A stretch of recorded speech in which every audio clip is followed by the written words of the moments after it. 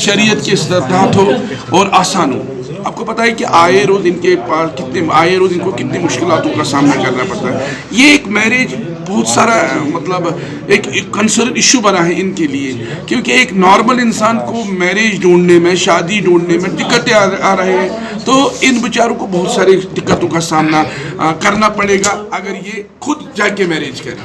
तो हमने सोचा कि क्यों ना हम इनके लिए एक कॉमन प्लेटफॉर्म बनाएं, जिसमें हम उन लड़कियों को भी बुलाएं जो अभी अनमैरिड है और उन लड़कों को भी बुलाएं जो अनमैरिड है, उनको आपस में एक अंडरस्टैंडिंग करवाएं कि आप लोग एक दूसरे से ही शादी करें। देखो कुछ लोग बाहर जाके लड़की को लाते हैं, मतलब अनकरीब जो वक्त आएगा कि हमें अपने जो डिसेबल बेटियां या बच्चियां हैं उनको भी हमें बाहर से ही कोई ना कोई लाना पड़ेगा कि हाँ आप इनके साथ शादी कीजिए। इस इशू को हमने अपनी कंसर्न में लेके ये सोचा क्यों हम बाहर जाएंगे। यहाँ पे अगर हमारी एक बेटी है स्पेशली एबल्ड बेटी, यहाँ पे एक लड़का होगा वो भी स्पेशली एबल्ड होगा, उनके पेरेंट्स से बात करके, उनके भाइयों से बात करके इनके दरमियान शादी क्यों ना करवाएंगे।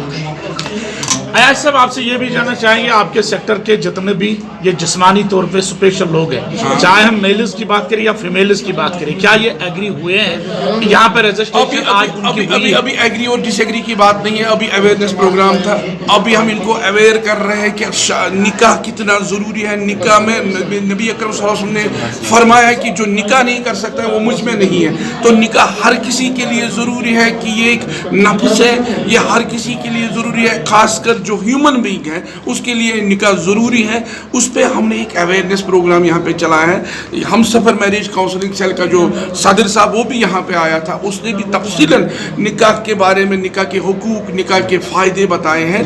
तो यहाँ पे जितने भी हमारे स्पेशली एबल्ड बहनें और भाई थे उन्होंने सुना है। उसके बाद हम एक काउंसिल बनाएंगे, एक प्रेशर ग्रुप बनाएंगे जिसके तहत इनका ये निकाह शरीयत के साथ होगा। ये रही बात निकाह के हवाले से।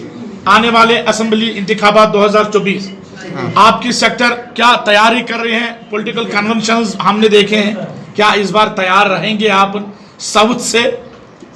एक जिस्मानी तौर पे खास होने के बावजूद भी आप इलेक्शन में पार्टिसिपेट करने जा रहे हैं। देखो मुजफ्फर साहब, ये खास है ना उसे आपके सेक्टर की तरफ। देखो मुजफ्फर साहब, आप हर रोज ही सवाल पूछते हैं कि क्या इलेक्शंस के लिए आप लोग तैयार हैं। आपको ये पता है कि बिना इलेक्शन के, बिना असेंबली में पार्टिसिपेट करने के, या अगर हमारा रिप्रेजेंटेटिव अभी तक हमारे असेंबली में नहीं था, हमारी से कितनी मुश्किलातों का सामना हमें करना पड़ा। आप चाहते हो कि हमारा इलेक्शन में आए, हमारा सेक्टर इलेक्शन में आए, हमारा सेक्टर असेंबली मेंबर बने, हमारा सेक्टर का कोई मेंबर मिनिस्टर बने, ताकि हमारी मुश्किलों का अजाला हो जाए। अगर उसी से हमारे मसलों का हल होगा तो we people are ready for to contest the election.